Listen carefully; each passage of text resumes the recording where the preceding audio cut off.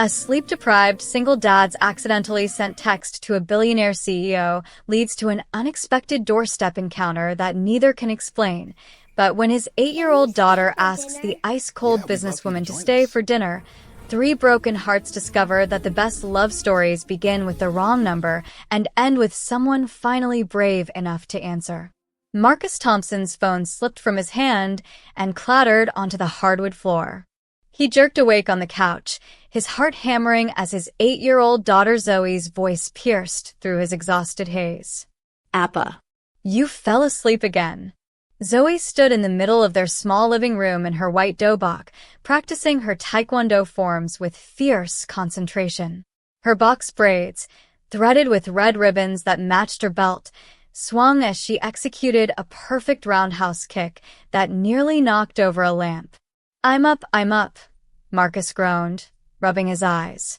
The clock on the wall read 8:47 p.m. He'd passed out the moment they got home from her practice, still wearing his work clothes, a wrinkled button-down with questionable stains from his shift at the restaurant. His entire body ached from pulling a double shift, but Zoe's energy never seemed to deplete. She had her mother's spirit, that unstoppable fire that made his chest tight with both love and grief. His phone buzzed with a text from his best friend Dave. Dude, seriously? Did you text my cousin Jiwon yet? She's been asking about you. I showed her your photo. Do it now. Marcus sighed. He'd been avoiding this for weeks. Dating felt like a betrayal somehow, even though Sarah had been gone for 2 years. Even though she'd literally made him promise to find happiness again. Even though Zoe kept asking why other kids had moms and she didn't. Fine, he muttered, opening his messages. His fingers fumbled across the screen as sleep still clouded his brain. He found the contact Dave had sent him earlier, or at least he thought he did, and started typing. Hi, Dave said you might be up for coffee sometime. Fair warning, I'm a single dad who can barely cook ramen, but I make a mean grilled cheese and my jokes are dad-certified terrible. My daughter's teaching me Korean, but I still can't pronounce bibimbap right. No pressure though, smiling face with smiling eyes. He hit send before he could overthink it, then immediately dropped the phone on his chest and closed his eyes again. Just for a second. Just to rest. Across the city, in a glass tower that scraped the Seoul skyline, Victoria Park sat in her hotel suite reviewing acquisition contracts with the intensity of a surgeon. Her assistant Jenny had long since gone to bed, but Victoria's night was far from over. Sleep was for people who hadn't built a tech empire from nothing. Sleep was for people whose mothers hadn't worked themselves to death in a laundromat so their daughters could have better lives. Her phone buzzed. She almost ignored it. She ignored most things that weren't related to the $15 million deal she was closing tomorrow. But something made her glance at the screen. An unknown number. A message that was so unexpected that she read it twice. 3 times. Victoria Park didn't smile. She'd trained herself out of that weakness years ago. But her mouth curved slightly as she read about the mean grilled cheese and dad-certified terrible jokes. There was something disarming about it, honest in a way that no one in her world ever was. Everyone wanted something from her. Everyone performed. But this message felt accidentally real. She checked the number against her contacts and found it, Marcus Thompson, the freelance photographer who'd sent her his information that morning about a potential project. He'd seemed professional, polite, confident. She'd saved his contact with his address for a follow-up meeting. This was clearly not meant for her. The logical thing would be to ignore it. The professional thing would be to politely inform him of his mistake. Victoria Park always did the logical, professional thing. She stood up, smoothed her silk blouse, and told her driver to bring the car around. Jenny emerged from the bedroom, bleary-eyed and confused. Miss Park, the investor dinner is in 30 minutes. You said. Reschedule it, Victoria said, already heading for the door. But the investors flew in from Tokyo specifically. I said reschedule it, Jenny. Victoria's voice was ice, the tone that made executives 3 times her age scramble to obey. But inside, Her heart was doing something strange. Something that felt almost like anticipation? Curiosity? She couldn't name it. She'd forgotten the vocabulary for feelings that weren't ambition or determination. The driver navigated through traffic while Victoria stared at that text message, her perfectly manicured finger hovering over the screen. What was she doing? This was insane. She had a company to run, a deal to close, a reputation as the coldest CEO in the industry to maintain.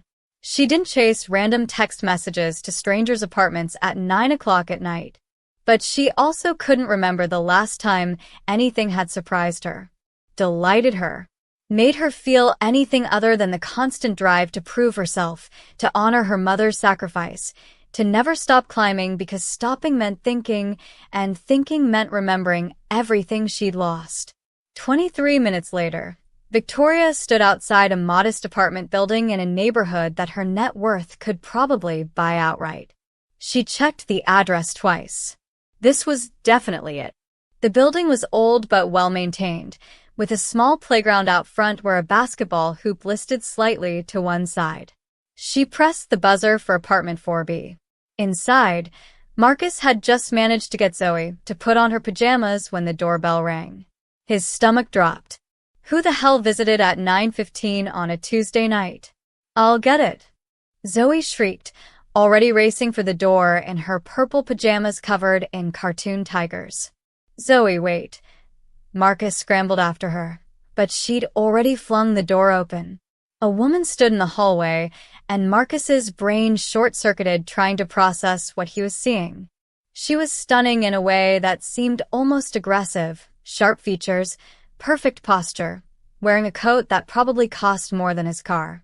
Her dark hair was pulled back severely, and she held a phone in one hand like a weapon. You sent me this message, she said, her voice crisp and controlled, holding up her screen. Marcus's eyes went wide as he saw his own words displayed there. His face burned hot enough to power a small city. Oh my God. Oh no. I am so sorry. I was trying to text someone else. I must have. He wanted to die. He wanted the floor to open up and swallow him whole. But Zoe was staring at the woman with huge, fascinated eyes. Are you Korean? She asked, and Marcus wanted to clamp his hand over her mouth. The woman's severe expression flickered, just for a second. She looked down at Zoe, and something in her face softened microscopically. 네, 그래, she said. Yes, I am. Zoe's face lit up like Christmas morning. My mom was Korean. She taught me taekwondo before she died. Do you know taekwondo? Can you say something else in Korean? Please. Marcus felt his heart crack open in his chest. The woman, whoever she was, seemed to freeze, her careful control wavering. Yes. I studied taekwondo as a child, she said quietly, and her voice had lost its sharp edge. Will you come inside? Zoe grabbed the woman's hand without asking permission. Appa made kimchi jjigae for dinner. It's not as good as Mom's, but it's pretty okay. Please? I never get to talk to anyone who knew my mom's language. Marcus opened his mouth to apologize again, to explain that this terrifying, beautiful woman clearly had better things to do than humor an 8-year-old's desperate need for connection to her dead mother. But before he could speak, the woman looked at Zoe's hopeful face and said something that shocked them both. I would like that very much. Victoria Park hadn't accepted a dinner invitation from anyone who wasn't a potential business partner in 7 years. She certainly had never walked into a stranger's apartment that smelled like garlic and sesame oil, with cartoon drawings taped to the walls and a pile of sneakers by the door that she had to carefully step around in her $1,000 heels. Marcus scrambled to clear the couch of Zoe's taekwondo gear and his laptop, his face still burning with embarrassment. I really am so sorry about the text. I was half asleep and I thought I was messaging. It doesn't matter. You didn't have to come all the way here. Clearly I did, Victoria said, and she wasn't entirely sure what she meant by that. She watched Zoe drag a chair to the kitchen table, chattering nonstop about her taekwondo tournament next month, about how her mom used to do her hair in the mornings, about how Appa tried, but he couldn't make the braids tight enough. Marcus disappeared into the kitchen, and Victoria could hear him cursing softly, the clatter of dishes, the sound of a microwave beeping. She stood awkwardly in the living room, her coat still on, her phone buzzing incessantly in her pocket. Jenny was probably having a breakdown. The investors were probably furious. Her entire carefully scheduled life was imploding. She silenced her phone. "You can sit down," Zoe said, patting the chair next to her. "Appa doesn't bite. He's actually really nice, even when he's tired. Are you the person he was supposed to text? Are you going to be his girlfriend?" "Zoe." Marcus's voice cracked from the kitchen, mortified. Victoria surprised herself by sitting. "No, I'm not. The message was meant for someone else. I don't know why I'm here." "Maybe you were supposed to get it," Zoe said with the confident wisdom of 8-year-olds who still believed in fate and magic. "Mom used to say that wrong turns sometimes take you to the right places. She said that's how she met Appa. She got on the wrong subway train." Something twisted in Victoria's chest, an old pain she'd buried under ambition and 18-hour workdays. "Your mother sounds like she was very wise." "She was the best," Zoe said, and her eyes got shiny. "Do you have a mom?" "I did. She passed away when I was 23, Victoria heard herself say, and she couldn't remember the last time she'd spoken about her mother to anyone. "She worked very hard so I could have a good life." "Like my mom." Zoe's face brightened. "She worked at a hospital. She was a nurse. She helped people. And then she got sick and the doctors couldn't help her back." Marcus emerged from the kitchen carrying bowls of kimchi jjigae, his eyes red-rimmed. He'd clearly heard that last part. "Zoe Bear, why don't you show our guest how to set the table properly? The Korean way, like Mom taught you." Zoe jumped up, suddenly serious about her mission. She arranged the bowls and chopsticks with careful precision, narrating each step. "The rice bowl goes here, and the soup here, and the banchan, that's the side dishes, they go in the middle so everyone can share." Victoria watched the little girl's careful movements and felt something crack inside the fortress she'd built around herself. When was the last time she'd shared a meal with anyone? When was the last time she'd eaten anything that wasn't delivered to her office or consumed during a business meeting? They sat down, and Marcus still looked like he wanted to dissolve into the floor. "I really can't apologize enough for this whole situation. You clearly have important places to be, and I've trapped you in my apartment with my daughter's interrogation and my mediocre attempt at Korean food." Victoria picked up her spoon and tasted the jjigae. It was actually good, maybe a little too much gochujang, but the flavor was rich and comforting. "It's not mediocre. The seasoning is quite good." "Where did you learn?" "YouTube, mostly," Marcus admitted. "And Zoe's mom left me her recipe notebook. I've been working through it, trying to keep that connection alive for Zoe. I'm probably butchering half of it, but..." "아니에요." Victoria said softly. "No, you're not. This tastes like home. Like my mother's cooking. You're doing well." Marcus looked at her then, really looked at her, and Victoria felt exposed in a way that had nothing to do with her designer clothes or her CEO title. He saw her, somehow, in a way that nobody had in years. "Can you teach me some Korean words?"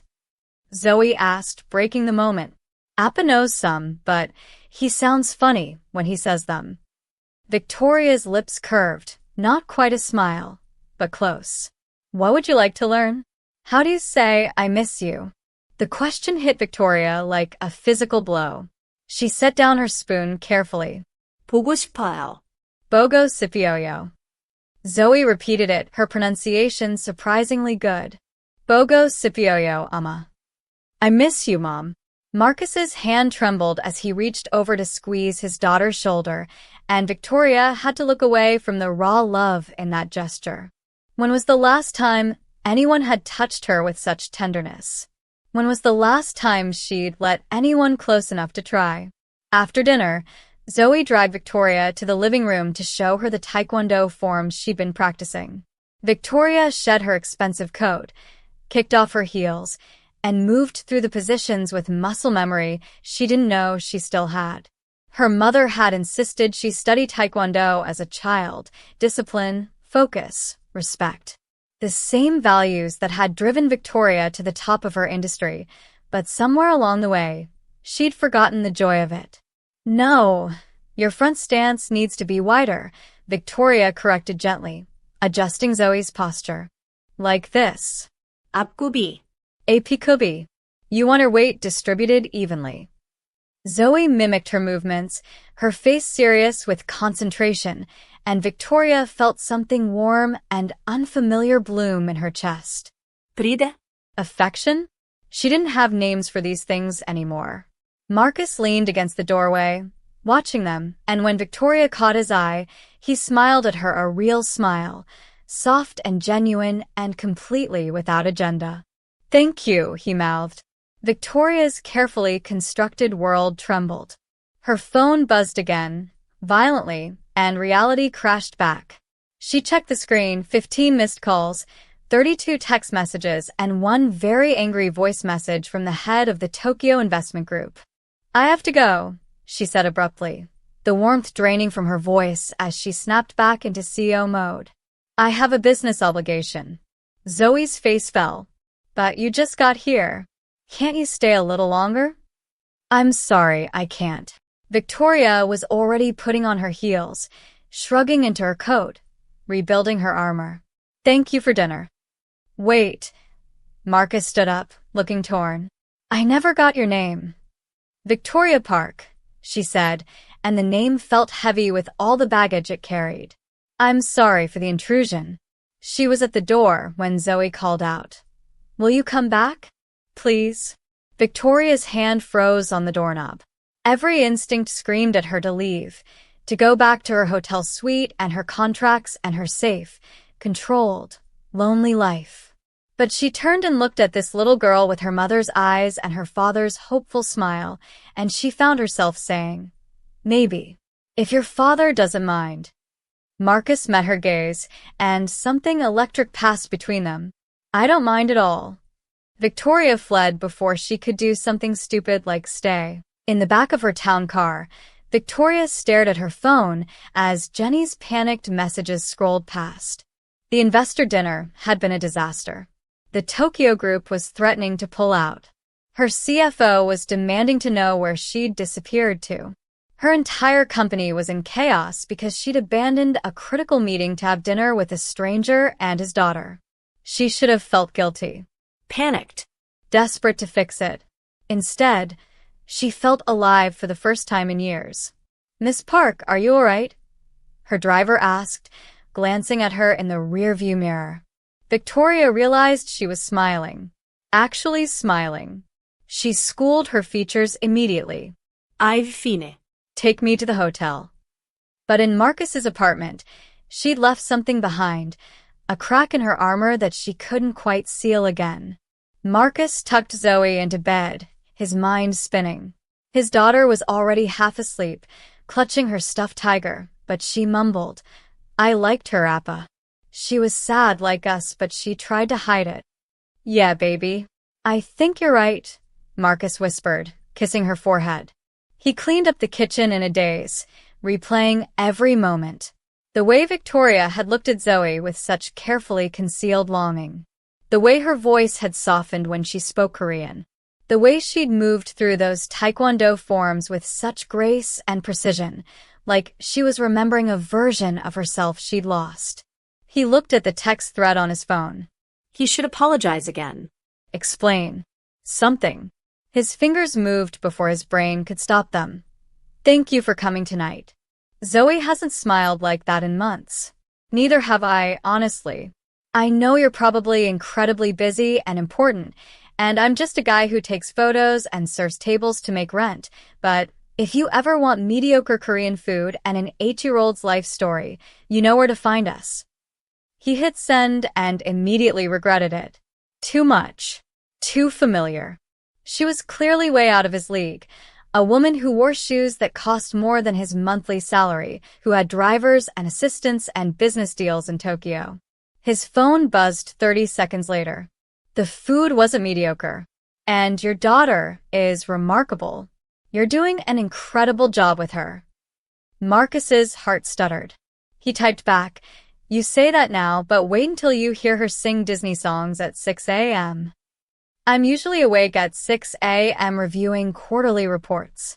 That sounds terrible. It is. Marcus smiled at his phone like a teenager. You don't have to answer this, but why did you come tonight? You could have just ignored the text. The typing indicator appeared and disappeared 3 times before her response came through. I don't know. Maybe I needed to remember what a home feels like. Something in Marcus's chest expanded, warm and hopeful and terrifying. You're welcome back anytime. I make pancakes on Saturday mornings. They're also mediocre, but Zoe rates them 7 out of 10, which I consider a personal victory. I have a board meeting Saturday morning. Of course. No worries. Another pause. Then, what time are the pancakes? Marcus laughed out loud in his empty kitchen. 9 o'clock. But fair warning, Zoe will make you watch her do her forms again. I'm counting on it. 잘 자요, 마우커스. Sleep well. You too, Victoria.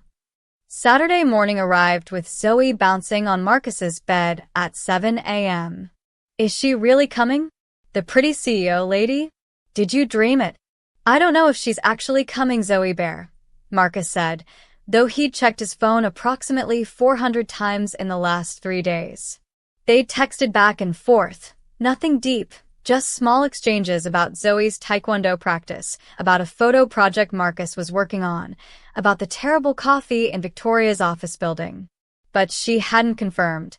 And he wouldn't blame her if she didn't show. She had a whole other life, a massive company to run, deals worth millions of dollars. At 8:55 a.m., the doorbell rang. Zoe screamed and ran for the door. Marcus's hands were covered in pancake batter, his hair was a mess, and he was wearing his World's Okayest Dad t-shirt that Zoe had given him for Father's Day. This was definitely not how you were supposed to greet a CEO.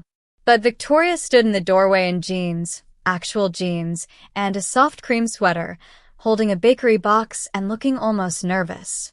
Her hair was down, falling in dark waves around her shoulders, and she wasn't wearing the armor of her business clothes.